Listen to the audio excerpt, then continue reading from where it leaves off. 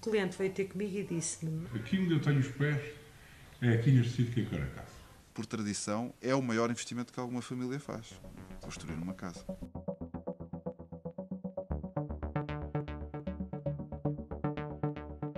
Sabia que ela tinha assim umas ideias muito originais e diferentes. É isso que quero fazer, é isso que vamos fazer e fico.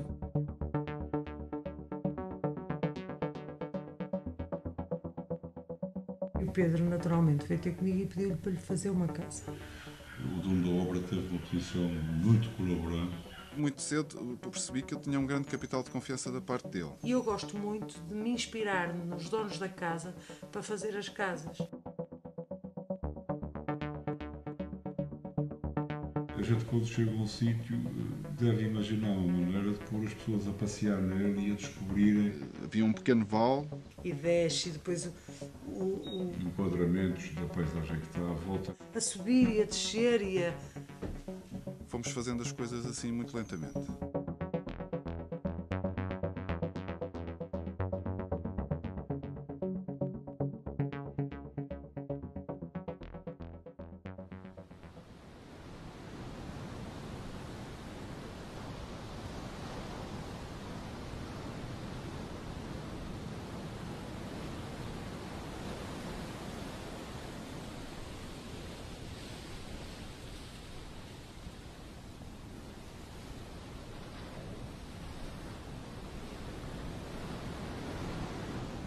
A história, quando o Sr. Mestre me levou ao local, porque me levou até lá à ponta daquela corela estreitinha, nós descemos, aqui na altura ainda tinha mais muros, estava cheio de canas, trepou lá a rocha na ponta e depois disse-me assim: olha, aqui onde eu tenho os pés, é aqui neste sítio que eu quero a casa.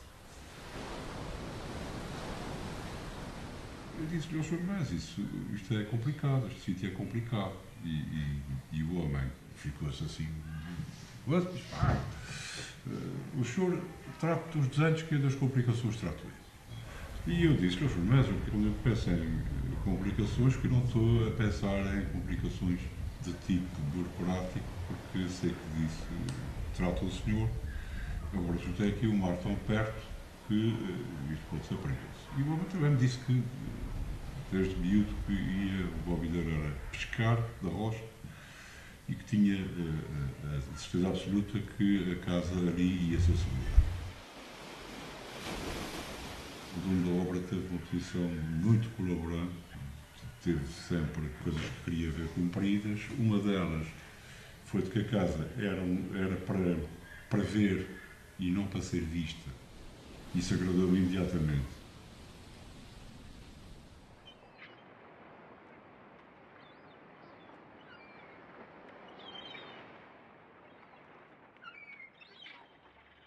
Aquele sítio é um sítio, como vocês, toda a gente percebe, é um sítio de grande sensibilidade, é daqueles sítios onde não apetece nada fazer uma arquitetura arrogante, uma arquitetura que se mostre muito e tal.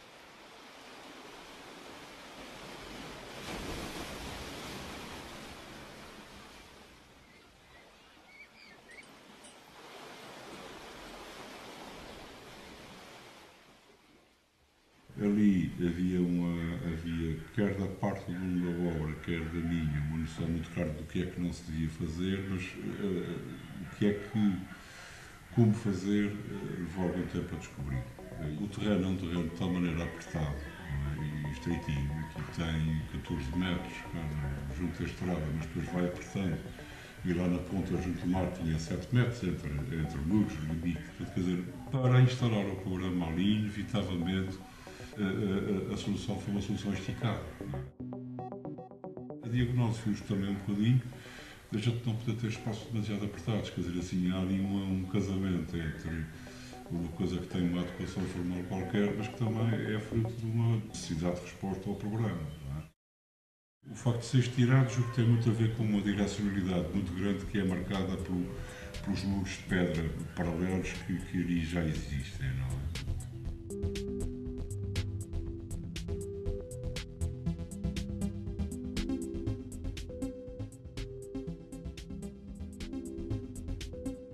E a minha primeira tentativa foi de que a casa fosse construída em aparelho de pedra portante.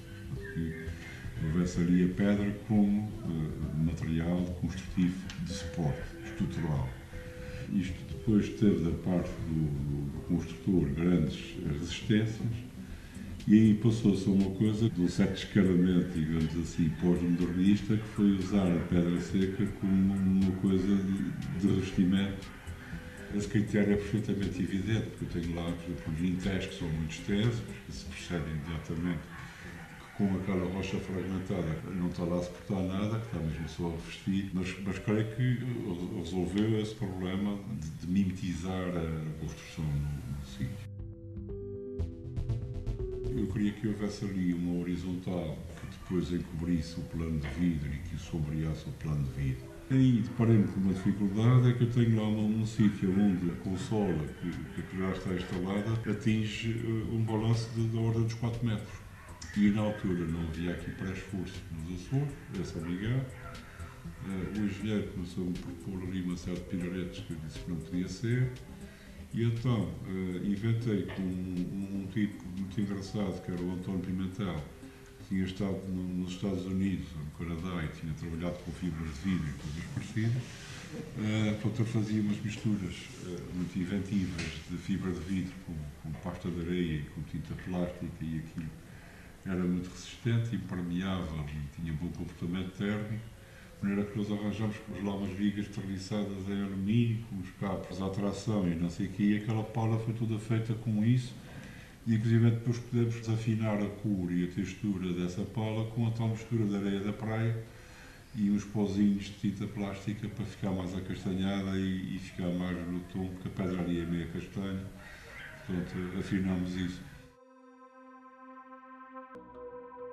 A gente, quando chega a um sítio, deve imaginar uma maneira de pôr as pessoas a passear nele e a descobrirem o que está à volta com enquadramentos que não estavam lá antes, não é? E de uma forma se calhar mais inesperada, que é chegar ao sítio, pôr as pessoas a moverem-se no sítio, a olhar e enquadramentos da paisagem que está à volta, etc., a tapar para depois descobrir mais acima.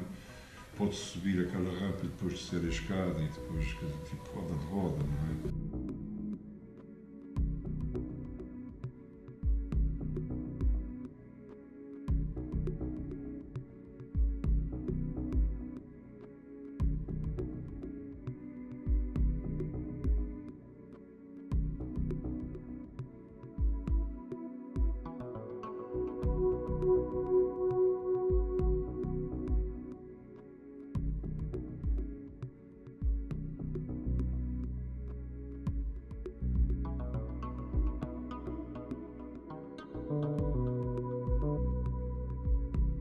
Aquela casa tem uma relação que eu julgo que tem a ver com o sítio, através também da própria espacialidade interna, não é? Da maneira como ela se estira, como os espaços se interligam lá dentro.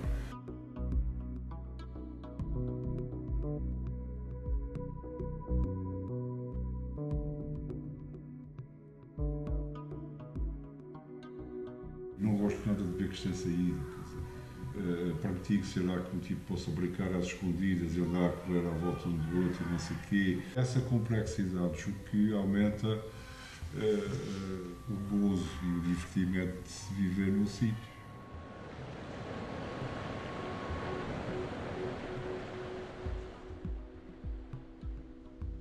O Júlio Dias morreu com uma coisa cancerosa, passou para os filhos. Portanto, foi de facto um episódio infeliz. Ele já não viu a casa completamente pronta, nem usufruir dela. E os filhos também não, porque muito pouco tempo depois daquilo estar pronto, houve aquele enorme temporal aqui, que a casa não foi propriamente destruída por ataque frontal do mar, mas porque entrava onde entrava, vinha quase até à estrada, andava com aquelas pedras secas dos muros como se fossem berlindes, não é? Toda a gente conhecia, muita gente que vai para ali pescar e tomar banho e não sei o quê, passava pela ruína e viu que aquilo que ficou ali um pouco como um cadáver. Acabou por ficar, digamos, com essa conotação também romântica que as ruínas têm. Eu tratei dos desenhos, entre todas as complicações, e a casa acabou por se construir.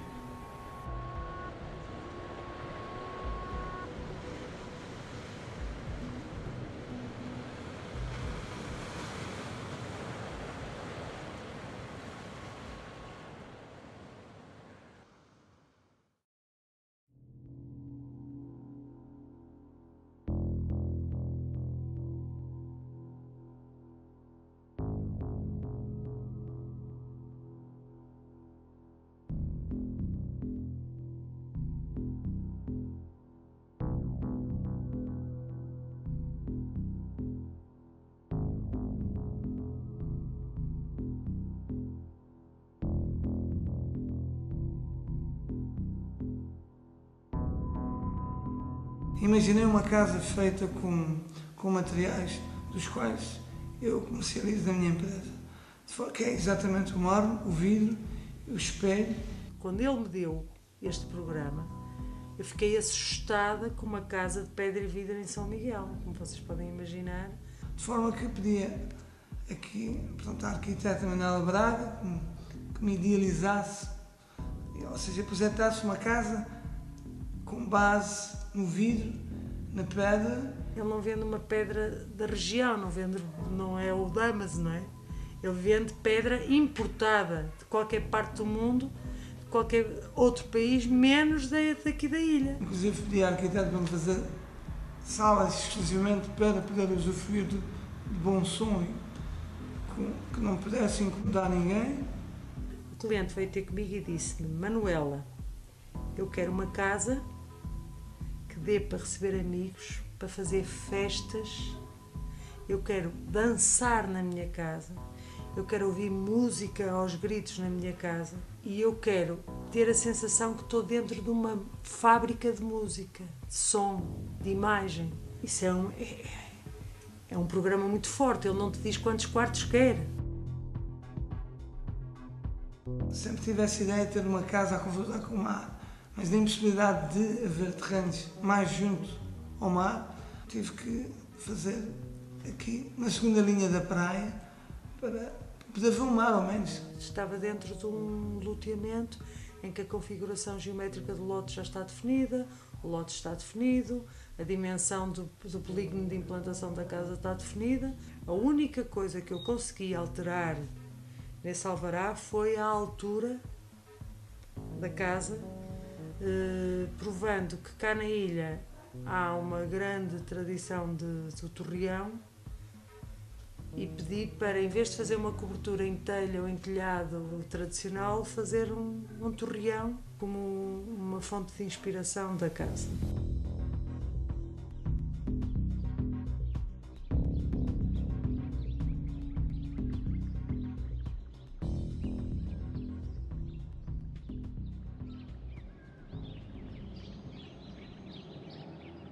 Formular uma torre deve ser das coisas mais fascinantes.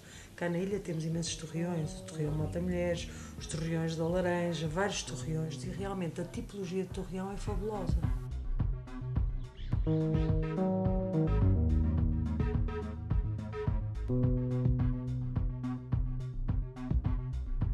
Estava um dia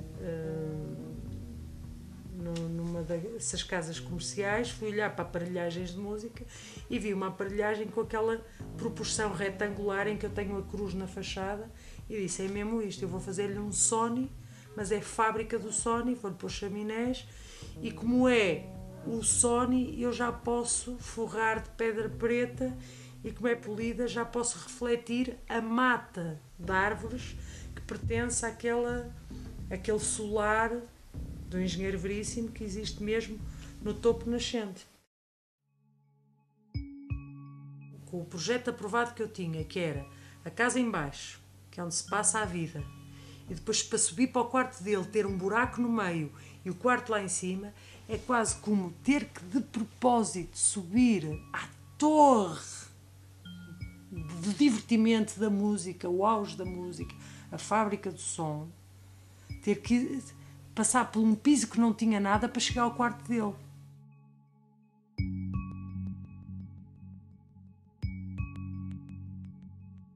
Ela está inspirada numa escada mecânica de fábrica que tem a treliça. Parece que a escada levanta, não é? Tenho a sensação de que a escada vai içar e vai baixar. Era a sensação que eu queria, que é de fábrica.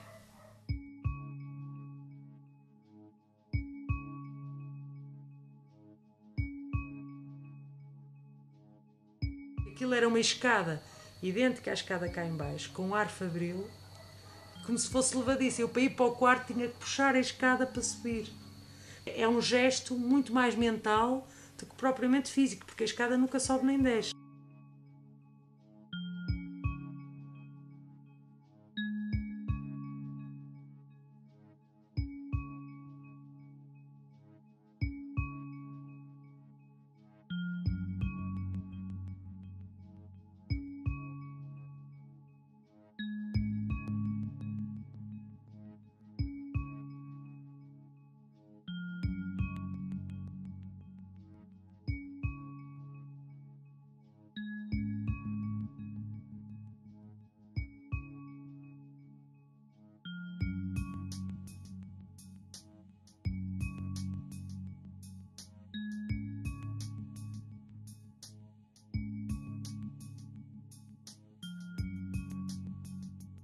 A partir do momento em que eu faço a fábrica da música, que é a sala, quando cheguei à cozinha, então fiz uma fábrica que é a cozinha, a fábrica da comida.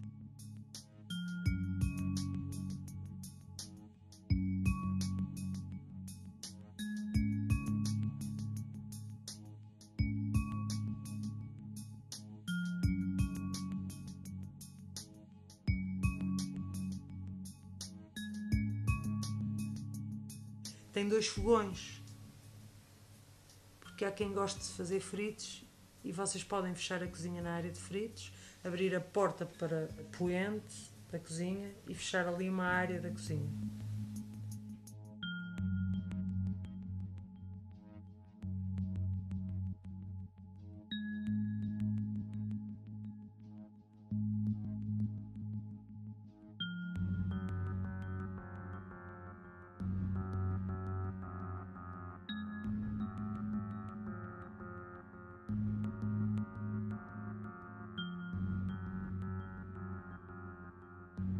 Quando nós estamos a fazer um tambor de som, nós temos que ter a sensação de que a música pode vibrar lá dentro à vontade, que ninguém ouve cá fora. Daí a pedra ser o primeiro edifício cá na ilha a ter uma fachada cortina. O que quer dizer com isso é que a pedra não está colada exatamente à parede. Então uma pequena caixa de ar exatamente por causa do barulho.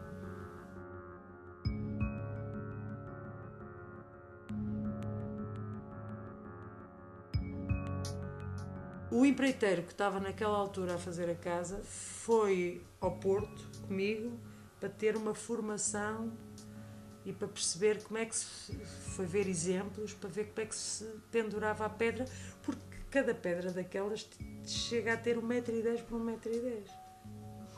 Que nós tivemos que polir a pedra, ou seja, tivemos que desbastar para 2 cm para ela não ser tão pesada. Porque aquilo são toneladas de pedra. Mas era tudo sempre o melhor material, a garantia da melhor eficácia do material. Isso é excelente quando temos clientes assim. Mas também, por vezes, também nos desviamos um bocadinho do percurso, porque ela ficou tão enriquecida, sob o ponto de vista do acabamento, que quase nos esquecemos da fábrica. A casa está muito bem construída, o construtor é fantástico, o mestre Vilhões das Furnas.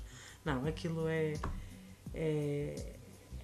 um ótimo exemplar de construção, é um ótimo exemplo de pormenor construtivo para aqui para a ilha. Aquilo é um exercício de arquitetura sob o ponto de vista da construção. Isso não posso tirar o mérito tanto ao cliente como ao construtor. A configuração do lote inicial também era diferente. Porque o lote que nós tínhamos era um retângulo lateralizado, com a implantação da casa lateralizada, com o mar aqui, o sul, portanto, é daqui e temos aqui a casa. toda a implantação da casa foi gerada e todo o usufruto de toda a casa em relação ao exterior foi virada para este jardim que pertencia à casa, que está a uma cota muito inferior em relação à rua, que é Canada da Areia. Temos aqui a casa do engenheiro Veríssimo, não é? E temos aqui a casa do vizinho de esquina.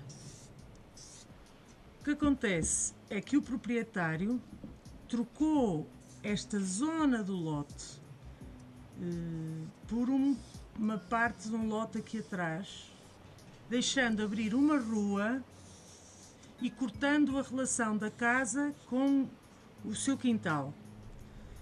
E a sala principal, que estava virado para um jardim fabuloso, está virado para uma parede de suporte de um arruamento.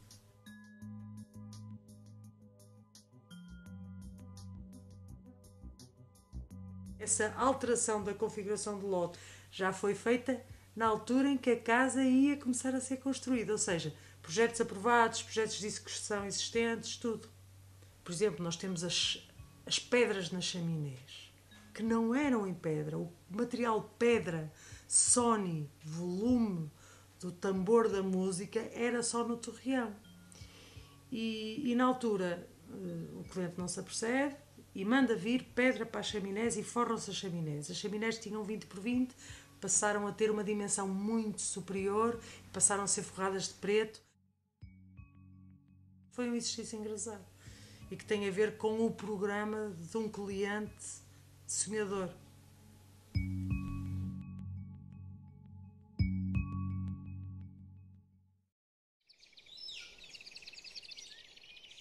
E a minha primeira casa foi desenhada por um amigo. Pedi a um outro amigo que era engenheiro civil para assinar, como toda a gente faz. E a casa, eu vivi nela há 20 anos.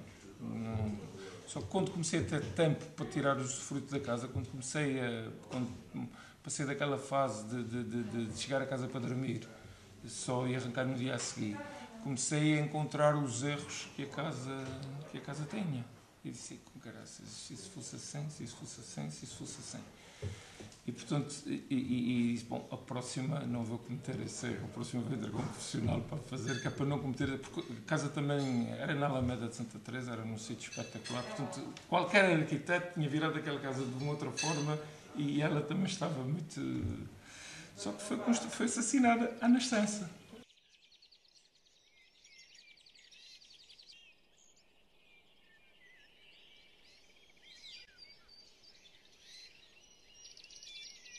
Eu conhecia o João Pacheco da piscina de São Pedro, que era uma piscina de marés ao fundo da avenida, antes dela ser prolongada para a Calheta. Ele já estava cá a fazer o seu estágio na secretaria, nunca dei que ele era arquiteto. Até um dia, o homem ganha aquele prémio na Revelação Jovens Arquitetos com o pórtico da Feira de Santana e com o pavilhão que lá construiu. Então o gajo é arquiteto. Terá sido via, enfim, o trabalho que fizemos com os muros que o Pacheco veio ter comigo.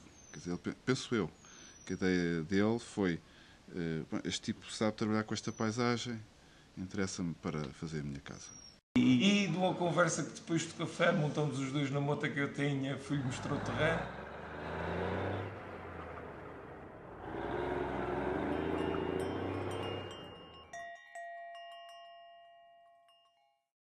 A sensação que tive foi que aquilo lhe encantou tanto quanto me tinha encantado a mim quando eu vi o terreno e decidi comprá-lo. O João Pacheco comprou aquele terreno convicto de que aquilo dava um bom projeto. Eu, por exemplo, quando fui lá, a primeira vez, não estava tão seguro disso. A primeira encomenda que lhe fiz foi exatamente: vamos tratar do terreno para quando se construir as árvores já estarem moldadas.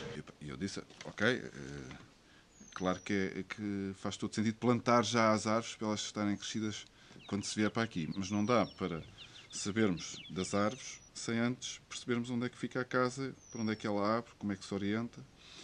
De modo que fiz um estudo prévio para a casa nessa altura Eu gostei daquilo, foi daquelas coisas de amor à primeira vista, uma coisa mesmo, pau, é isso que eu quero.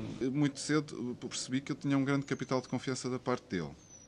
Mesmo assim, penso que a coisa correu bem, também porque as razões do projeto estavam no sítio, estavam no terreno.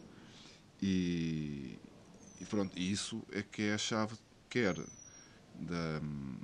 daquela arquitetura, quer do projeto, mas é também a chave da relação da casa com o João Pacheco.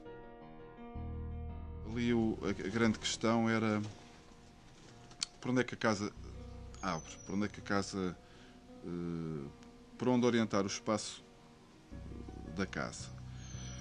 Por um lado, o sul, que é a melhor orientação abstrata, digamos assim, era o meio da ilha, que paisagisticamente era interessante, tinha um Monte Gordo, tinha a plataforma dos Picos com aquela sucessão de pequenos vulcões, só que era uma relação ascendente, portanto, quer dizer, era estar na casa virado para cima, ou seja, não é confortável. Normalmente a situação confortável é exatamente o contrário, estamos mais altos, com o olhar a descansar obliquamente para baixo. E portanto eu inicialmente andei à procura dessa orientação, porque a paisagem era boa, só que a casa inclinava-se para trás para poder receber aquela elevação.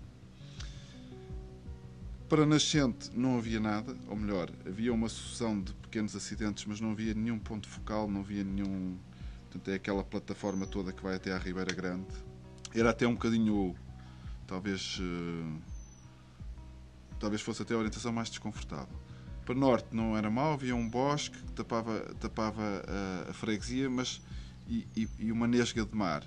Só que o norte é o norte, quer dizer, mais frio, menos sol, portanto estava fora de questão. Depois para Poente é que havia uma sucessão havia um pequeno vale e depois uma sucessão de planos que terminava no grande morro das 7 cidades, a avançar sobre o mar. Vê-se o Morro das Capelas, a grande araucária do centro de São Vicente, e depois as Capelas ao fundo e finalmente a Serra da Lagoa das 7 Cidades.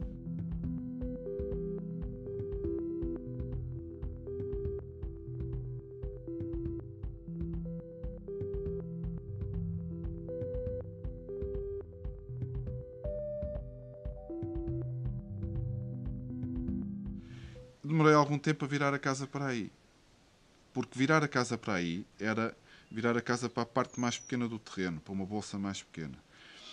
Mas também foi essa medida da bolsa mais pequena que deu a medida da casa. Quer dizer, a casa interiormente relaciona-se muito com essa bolsa e de certa forma com uma escala mais íntima, portanto com uma proporção que não é tanta do horizonte, embora se veja até bastante longe, mas é uma relação mais com a proximidade, com aquele vale, do que propriamente com o morro de São Vicente, das Capelas.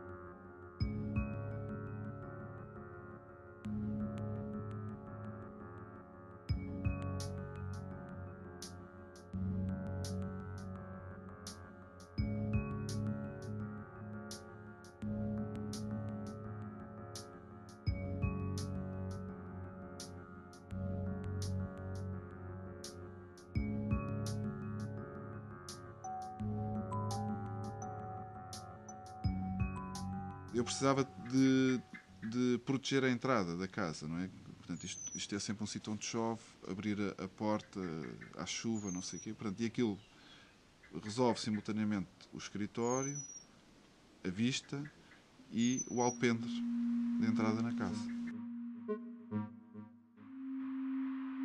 E a casa tem aquele óculo da frente que faz a ligação, que é de certa forma o meu escritório.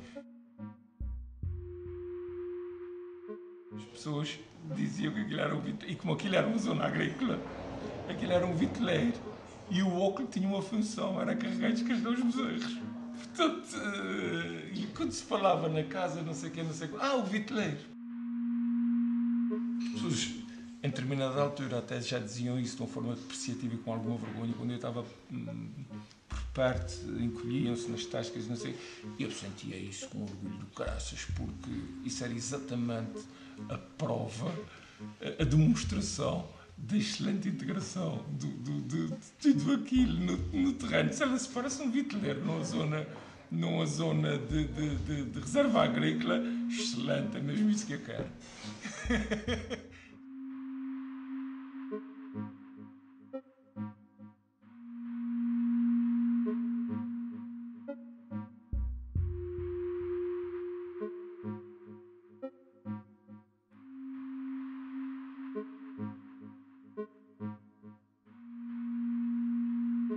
A história boa desta casa é que o João Pacheco esteve envolvido na construção da casa ao ponto de algumas partes mesmo da construção serem executadas por ele. O projeto estava tão bem definido, o projeto, já estou falando de execução, estava tão bem definido que me permitiu subcontratar partes da obra a diversos empreiteiros e fazer outras partes eu próprio, por administração direta, com o mestre e com o auxiliar, com o indivíduo que me ajudava o tempo inteiro.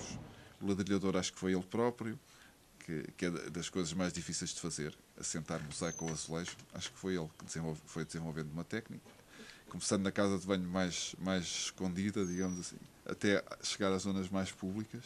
Havia um determinado requisito para colocar as cerâmicas e não sei o quê, e eu achei que era capaz de fazer e fiz. Era permitido construir com papel na mão e negociar o custo por metro linear com os carpinteiros, com as oficinas. A parte maior da carpintaria foi feita no Porto, instalada aqui, e veio tudo em contentores e com equipa que chegou e tal. E depois, isso é para se ver o rigor do projeto. Os vidros vieram de Espanha, cortados e colocados para não sei o quê, e tudo isso embarteceu a obra de uma forma...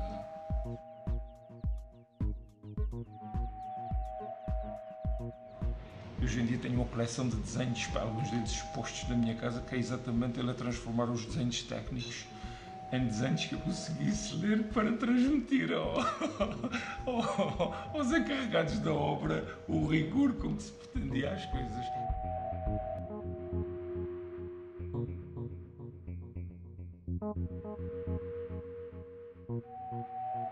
A pessoa que neste caso encomenda o projeto de construir a casa é envolvê-la de uma maneira muito mais rica naquilo que em Portugal, pelo menos por tradição, é o maior investimento que alguma família faz: construir uma casa.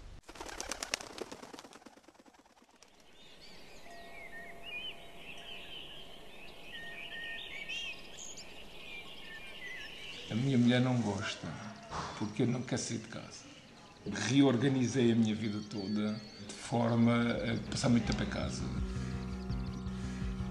Sou um ermita ali, de roda daquelas coisas. Tal. Não quer dizer que aquilo esteja tudo um brinco. É o gozo, a fruição daquilo tudo. Ver até a selva nascer, para mim, às vezes é porra.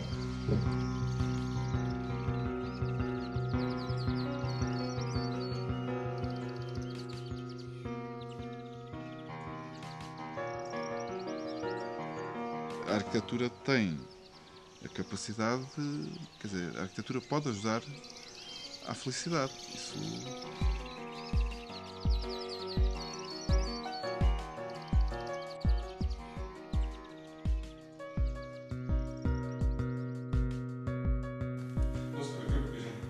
Corta, não.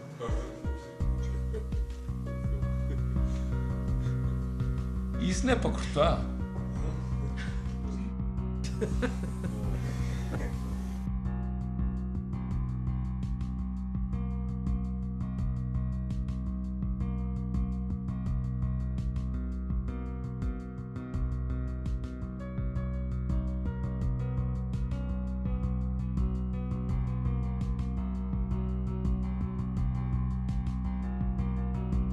Gostaste?